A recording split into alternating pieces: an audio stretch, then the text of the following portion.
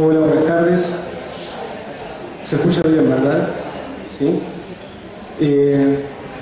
Vamos a abrir el panel con el que cerramos las actividades del día de hoy. Le pedimos a todos que vayan tomando asiento. Contamos con la presencia de tres figuras destacables de acuerdo al tema que nos congrega. Voy a presentar a cada uno de ellos y luego les voy a ceder la palabra a los panelistas. A mi izquierda se encuentra la doctora Esther Weissman. Ella es profesora en la Universidad Federal de Minas Gerais en filosofía, es directora del grupo de estudios Marciología, Filosofía y Estudios en Confluencia, estudios de posgraduación. Es responsable en gran medida de la traducción y difusión del pensamiento de Lukács en Brasil. De hecho, ha coordinado la traducción de los prolegómenos para la ontología del ser social y el primer volumen de la ontología de Georg Lukács. También vamos a presentar a Silvia Schwarzbach. Ella es la titular de la Cátedra de Estética de la carrera de Filosofía en la Universidad de Buenos Aires. Y también contamos con la presencia de Miguel Veda. Él es docente de la Universidad de Buenos Aires, titular de la Cátedra de Literatura Alemana, miembro del colectivo Herramienta y junto con Esther Weissman, responsables del convenio de investigación que vincula a la Universidad de Belo Horizonte y a la Universidad de Buenos Aires, centrado sobre todo en el pensamiento estético y político de Lukács. Vamos a darle entonces la palabra a los panelistas. En primer lugar va a hablar la doctora Esther Weissman. Ella nos va a ofrecer una conferencia titulada Lukács y las vanguardias. Gracias. Boa noite a todos. Antes de iniciar a minha exposição, a minha ponência, gostaria de agradecer e me congratular mais uma vez com os organizadores do evento, que, entre outras particularidades, eles têm a capacidade de reunir os brasileiros fora do Brasil. Nós não nos reunimos no Brasil, mas nos reunimos aqui na Argentina, no primeiro momento em Buenos Aires, agora em Rosário também faz parte do tour turístico intelectual dos brasileiros aqui na Argentina. Então, muito obrigada. Eu pretendo fazer alguns comentários sobre um dos vários textos polêmicos do Lukács. Podemos encontrar na longa e complexa, para usar uma palavra do Tertuliano, sinuosa trajetória intelectual desse autor. Trata-se de um pequeno texto intitulado A Concepção de Mundo Subjacente à Vanguarda Literária. Vocês poderiam até se indagar, deve ter alguém pensando por que a Esther trouxe esse texto, quando há outros em que essa questão aparece e talvez trabalhada de forma muito mais consistente do que nesse pequeno texto. Eu vou procurar mostrar com a minha exposição as razões pelas quais eu escolhi esse texto em particular.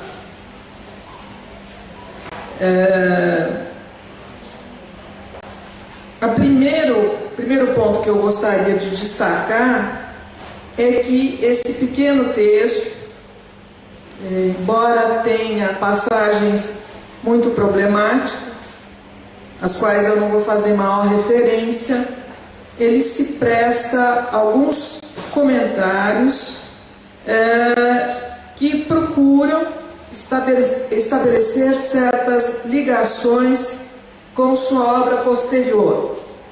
não apenas a estética, mas sobretudo para a ontologia do ser social, principalmente no que diz respeito a alguns capítulos da ontologia. O capítulo Ontologia do Momento Ideal e da Ideologia, onde, entre outras discussões, ele trata da arte como uma forma pura de ideologia, evidentemente ideologia não no sentido pejorativo do termo, mas ideologia enquanto orientação ideal da ação, daquelas ações, as posições teleológicas secundárias, a praxis social. Nesse contexto da ontologia, neste capítulo, ele trata da arte como filosofia, como ideologia, uma forma pura de ideologia. Eu vou voltar a isso mais à frente. O último capítulo da ontologia, que é sobre alienação, que acaba de ser publicado em espanhol pela Herramienta, com tradução do Francisco Garcia Chicot, certo? E que será publicado em português no segundo volume, que deve sair ainda esse ano pela Boitempo Editorial de São Paulo. Enfim, esse texto se presta também a indicar certos aspectos de uma questão que é muito cara a Lukács, desde a sua obra, chamada obra juvenil, que é a relação indivíduo-gênero.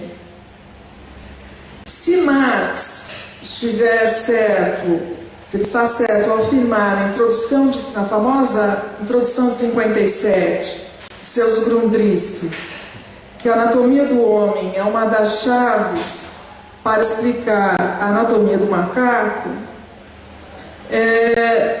nós poderíamos nos perguntar se essa afirmação é válida, se ela está correta.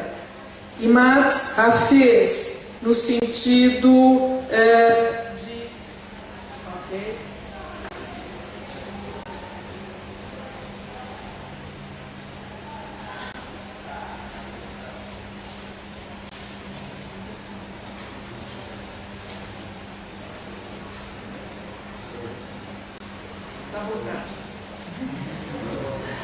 Tiene noción de que puede suceder en el micrófono. Acho que a pilha acabou.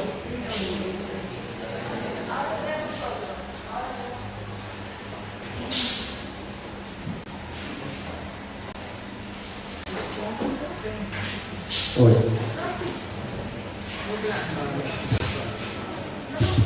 Sim. Se Marx fez essa afirmação tendo em vista a ideia, a pretensão, o projeto de explicar formas societárias menos desenvolvidas pelas formas societárias mais desenvolvidas, por que nós não poderíamos também pensar do mesmo modo para as formações ideais, ou seja, para o itinerário intelectual de um autor como o do Lukács? Enfim, embora eu vá me debruçar sobre um texto da década de 50, mais especificamente de 54, eu creio que determinado... Vocês me...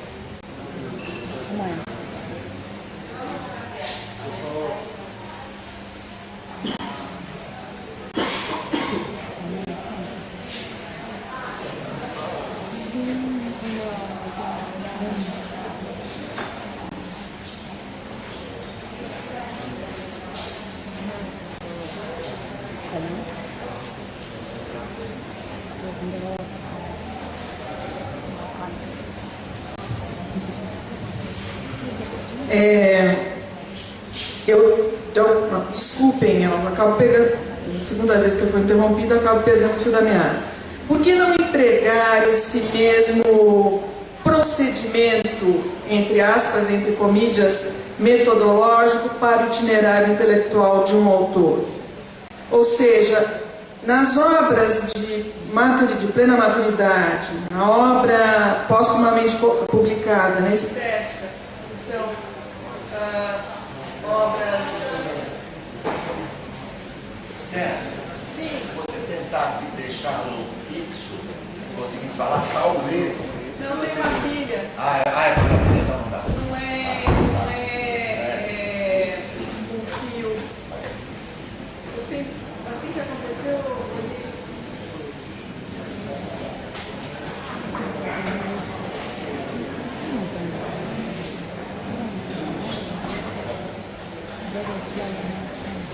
uma pilha que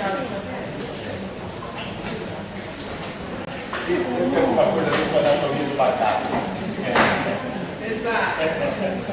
Bom, eu vou tentando aqui enquanto não resolve ali. Bom, eu vou adiantando um pouco, ou seja, há um processo no pensamento do Lukács em que a questão ontológica, quando aparece de forma semi-sistematizada, porque ele morreu antes de rever a obra, como todos sabem, manifestou insatisfações, escreveu os prolegômenos. Se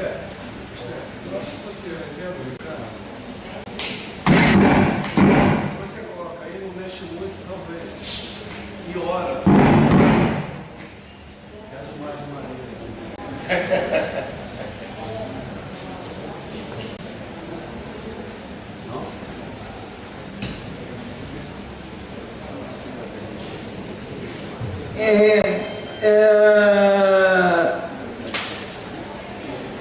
Essas obras não ocorreram, eu me refiro principalmente à ontologia.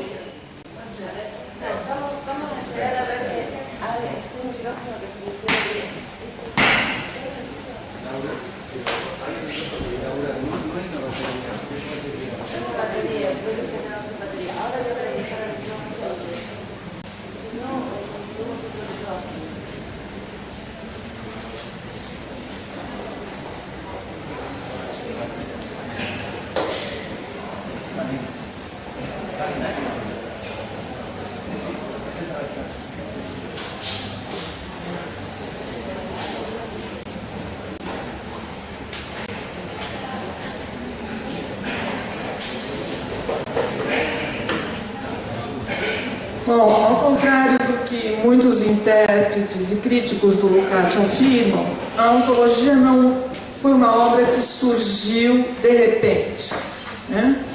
Eu estou particularmente empenhada em discutir isso em função de um artigo do Tertullian que está sendo mal utilizado, que é aquele que se chama Lukács e Hartmann, uma aliança fecunda, que foi publicada pela crítica marxista com título trocado, Conceito de Ontologia.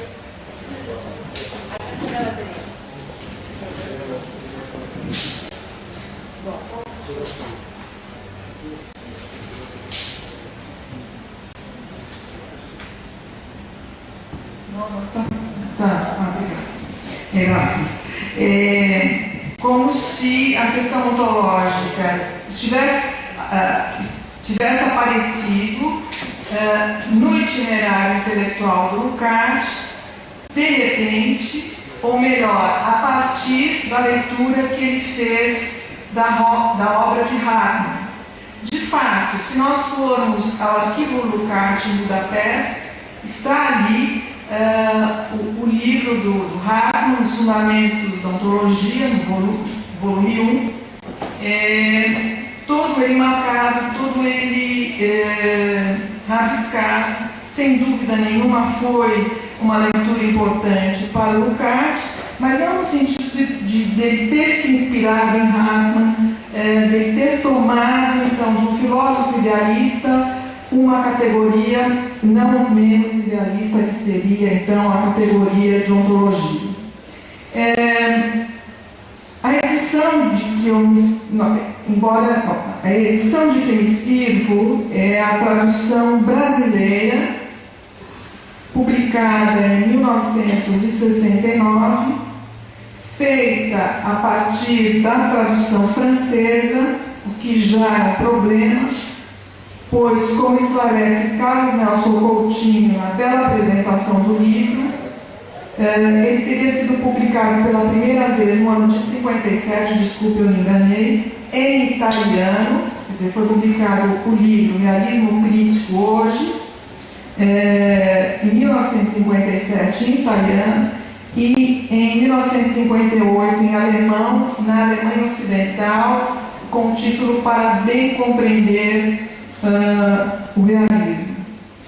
Carlos Nelson explica ainda que a atribulada história desse livro se deve principalmente aos acontecimentos do ano de 1956, que culminaram na intervenção soviética na Hungria, em que Lukács, mais uma vez, padeceu em função de suas críticas ao stalinismo e, em particular, as teorias estéticas, entre aspas, entre comillas, do Zdanovismo, e da denúncia à mistura desorgânica de naturalismo documental e de romantismo revolucionário, são os termos que o Carlos Nelson utiliza, que se fazia passar pelo autêntico realismo socialista.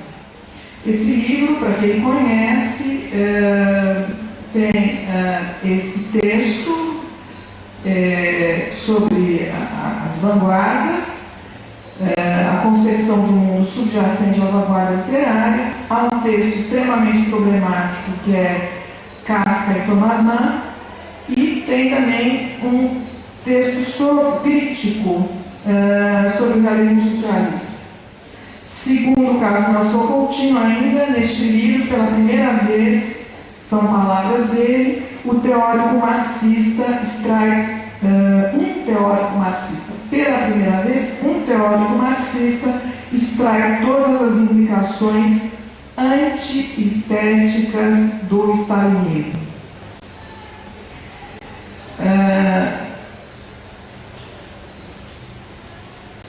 Nesse sentido, em função do fato de que esse livro traz um texto que contrapõe Kafka a Thomas Mann, muitos o consideram como um livro infeliz. Eu não vou me debruçar sobre isso, não tenho condições de discutir essa questão. Aqui o Miguel é alguém competente para isso, né? Por isso que eu não vou me arriscar nesse terreno.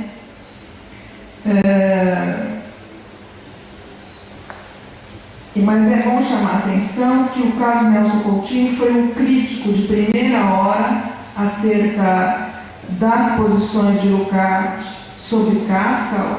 O Ricardo está aqui, deve lembrar do artigo do Carlos Nelson Coutinho, publicado em Temas de Ciências Humanas no final da década de 70, que depois ele ampliou, melhorou e agora foi publicado um livro sobre esse tema. Mas já no final da década de 70, no Brasil, o Carlos Nelson Coutinho lançou esse livro em que ele questiona a posição do Lukács, não só sobre o Kafka, mas também sobre o Marcel Proust.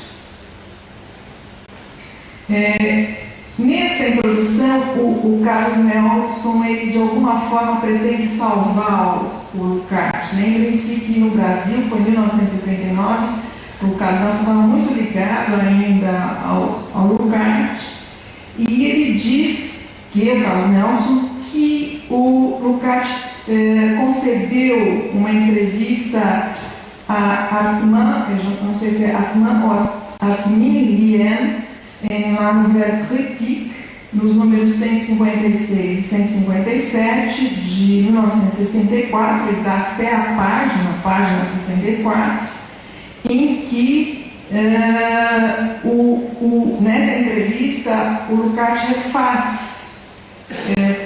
ele revê essa posição sobre o Kafka, mas o fato é que ele não escreveu a respeito disso. Quer dizer, o único testemunho que nós temos, me parece, é essa entrevista. Bom,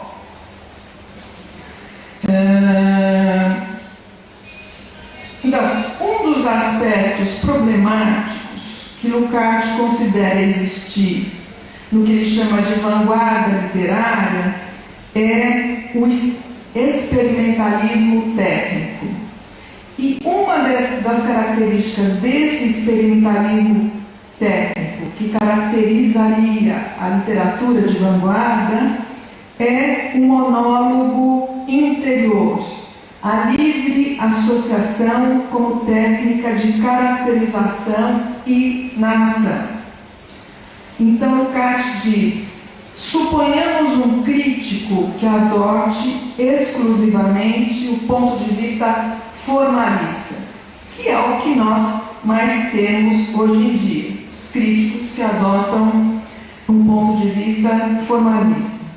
Quem leia, por um lado, No Princípio e no Fim de Ulisses, de James Joyce, os monólogos de Mr. e Mrs. Bloom durante a toilette ou na cama, e, por outro lado, o longo monólogo de Goethe, quando acorda no livro Carlota em Weimar, de Thomas Mann, será tentado a ver nos dois casos manifestações da mesma tendência literária. Certas observações de Mann sobre a sua maneira de escrever darão à hipótese uma aparente confirmação. E, contudo, se nos reportarmos ao verdadeiro estilo das duas obras, não se pode imaginar contraste mais radical, mesmo nas cenas de que falamos e que apresentam algumas analogias de superfície. Então, eu arriscaria dizer que, no final das contas, tendo eu sido uma leitora na minha adolescência de James Joyce e tendo sido testemunha também da grande onda que James Joyce produziu, né, e os danos que ele causou, não só na minha geração, eu arriscaria dizer que, na verdade, a questão não é Kafka e Thomas Mann, mas a questão, do meu ponto de vista, que é muito limitado, eu reconheço, seria Ulisses e James Joyce e Thomas Mann. Há um caráter estático na obra de Joyce, que é denunciado pelo Lukács, mesmo que esse caráter estático da obra de Joyce, quem leu estará lembrado disso, esse caráter estático se mostre por meio de detalhes que se encontram em constante movimento. Os detalhes estão em constante movimento, mas há na obra um caráter estático permanente, o que dá ao leitor a impressão de uma estagnação. E ele chama mais a atenção, não se trata de questões de ordem técnica, diferenças entre técnicas de escrita, entre elementos formais, no sentido formalismo do termo. Se a gente lembrar que o próprio Lukács tem uma discussão entre as relações entre forma e conteúdo, né? Mas sim de uma diferença, de uma oposição entre as imagens de mundo que os escritores nos comunicam através de suas obras. Quer dizer, isso mais tarde vai ser desenvolvido na estética, isso aparece depois na ontologia, e nós podemos, por meio da ontologia e da estética, explicar o que significa essa imagem de mundo, essa concepção de mundo, que na introdução ao livro o Carlos Nelson critica. E critica por quê? Porque ele diz, diferentemente de outros trabalhos do Lukács, em que o Lukács se empenha em caracterizar, às vezes, através de minudências, através de detalhes, através de pormenores, toda uma circunstância histórico-social. Nesse texto, no entanto, ele se atém à concepção de mundo. Carlos Nelson estranha isso, estranha em português, não em castelhano, ele Se sorprende,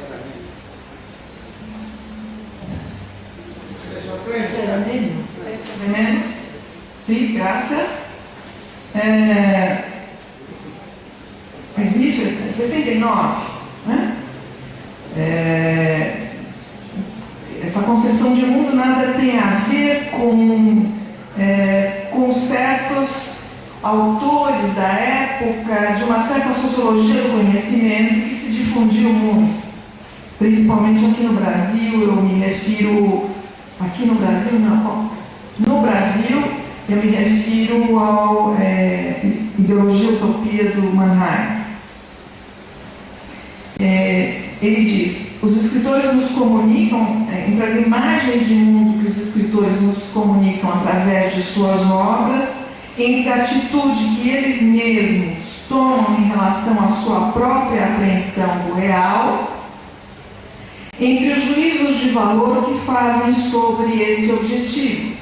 Na estética e na ontologia, isso vai aparecer por meio de categorias específicas que Lukács formula a esse respeito.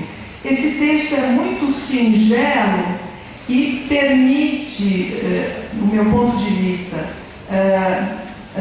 do ponto de vista didático, mostrar a partir do que essas categorias vão se formando ao longo da obra do Lukács. Ou seja, as categorias estéticas, as próprias categorias de caráter ontológico, que muitas vezes estão presentes, como bem indicou o Miguel no livro La Sugestión del Concreto. Eu falo espanhol, estou em italiano. La Sugestión del Concreto. Essas duas categorias, elas estão articuladas de modo insolúvel, as categorias estéticas com as categorias ontológicas. E esse texto permite, ele tem essa simplicidade, essa singeleza. O centro, o coração dessa estrutura que determina a forma é sempre, em última análise, o próprio homem, diz Lukács. Mas atenção, não se trata aqui da tentativa do Lukács de formular uma crítica às literaturas de vanguarda e à filosofia a ela associada, que é a filosofia de Heidegger, a partir de uma antropologia filosófica. Mas se trata, para Lukács, de um problema ontológico. Nesse texto, ele utiliza no primeiro momento a palavra ontologia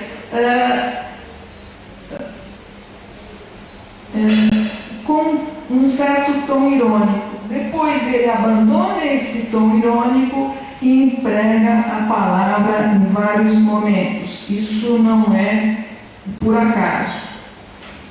Ele fornece vários tipos literários, né, como eles o entendem, para exemplificar essa tese.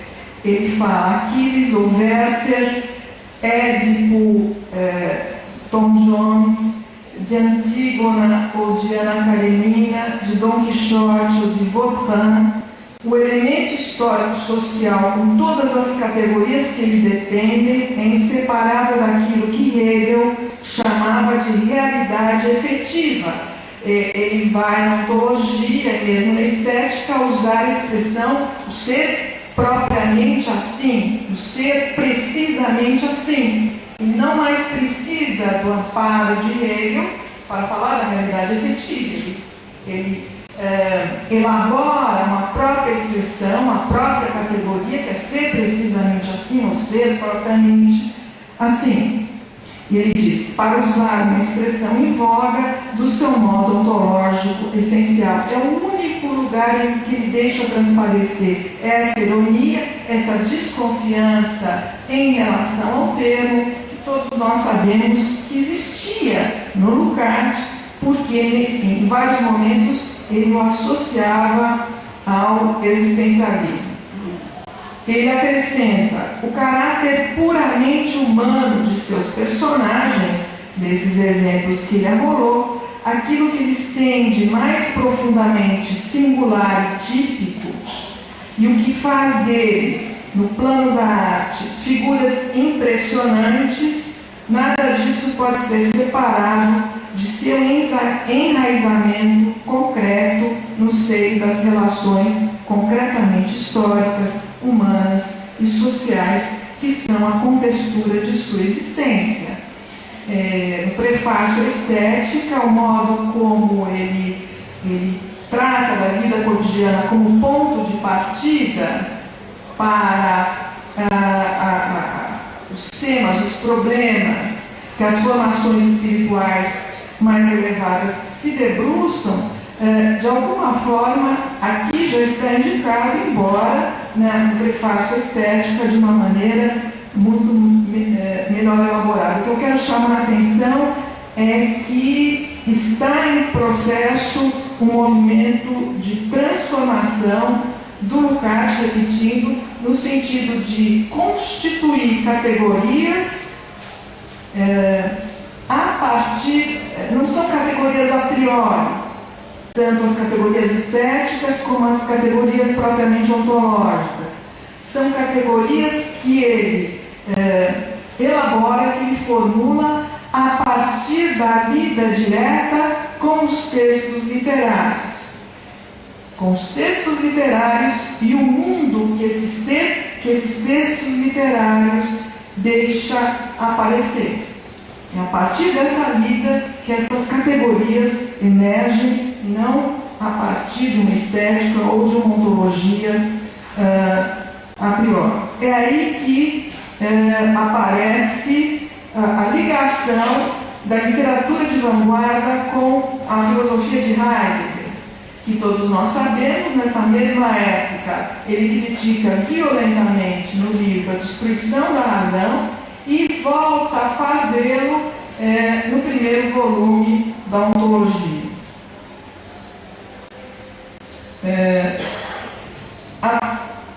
A vanguarda literária tem um modo muito específico de determinar a essência humana. A essência humana de seus personagens. Podemos dizer que eles não consideram mais de que o homem, ou entre comillas, o indivíduo que existe desde sempre, essencialmente solitário, desligado de todas as relações humanas e sociais, ontologicamente independente. Aqui ele usa a palavra sem ironia nenhuma. Os outros estão tão isolados como ele. A relação pode se dar, às vezes ela se dá com o outro, mas ontologicamente falando, essa relação com o outro ou com os outros se dá de uma forma subsidiária, se dá de uma forma secundária. O indivíduo refere-se apenas a si próprio. E ele diz, bom, há na grande literatura momentos ou textos em que essa solidão aparece. Ele dá o exemplo do livro Ivan Illich, do Tolstói.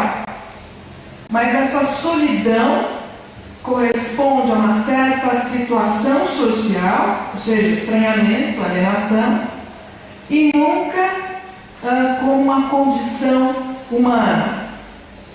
E aqui ele lembra o Heidegger a noção de ser lançado, ser jogado, a expressão Geworfenheit, que não por acaso o Lukács inicia os prolegômenos para uma ontologia do ser social, colocando esse problema.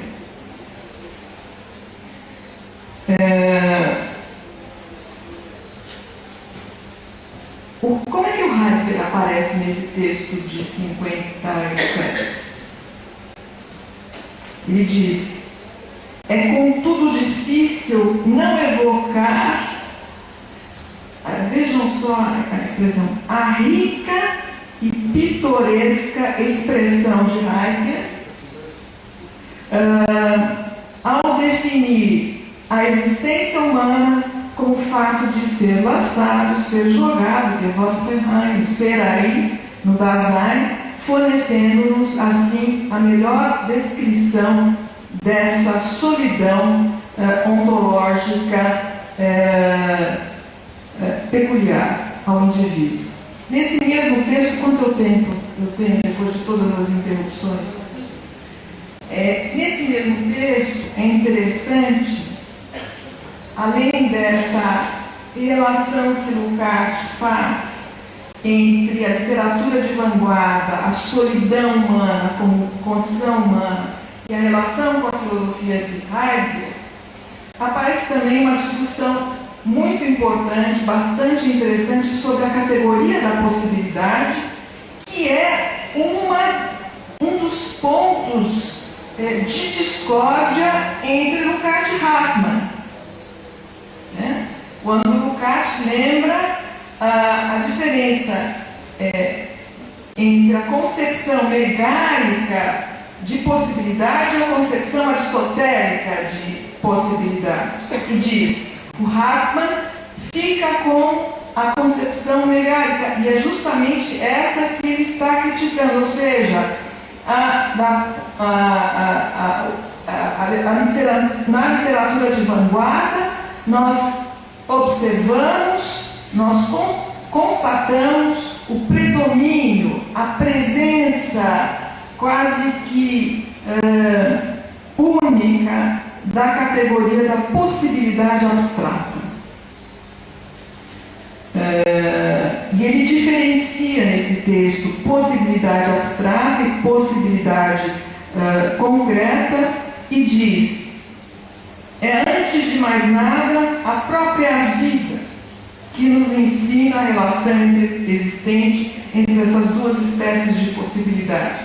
Vejam, aqui nós sentimos uma lacuna, uma falta. Ele fala em vida. Nós sentimos a falta, nesse momento, da atividade, da posição teleológica, do trabalho, do polistético.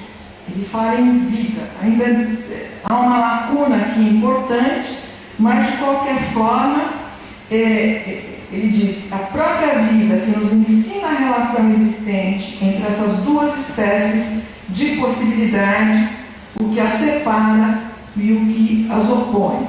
Do ponto de vista abstrato, do ponto de vista subjetivo, a possibilidade é sempre mais variada do que a realidade efetiva. Parece ao sujeito humano que milhares e milhares de possibilidades se lhes oferecem, das quais só uma porcentagem ínfima pode ser efetivamente realizada. Até que ponto são concretas possibilidades dessa ordem, ele se pergunta.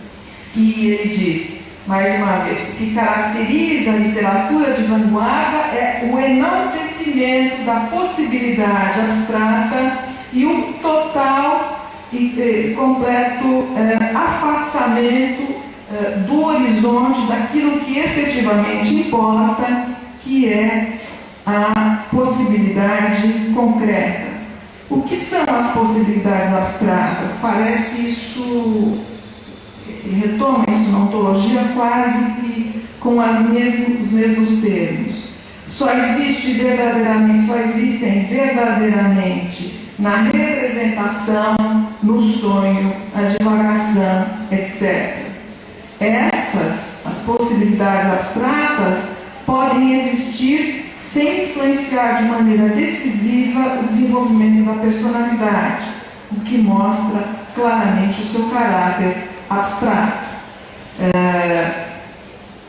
Então vejam, aquilo que mais tarde vai aparecer na estética, na própria ontologia, no capítulo sobre o estranhamento, da alienação, que é o tema do desenvolvimento da personalidade humana, aqui de fato, aparece a todo um tratamento não exaustivo, mas bastante detalhado desta categoria que, tanto para a estética quanto para a ontologia, é de fundamental importância.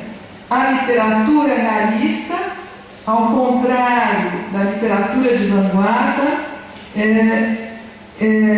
representa, toma as possibilidades abstratas e concretas nas suas relações mútuas, embora mais tarde, e aqui mesmo nesse texto, aparece a possibilidade concreta, a objetividade, digamos assim, como momento predominante.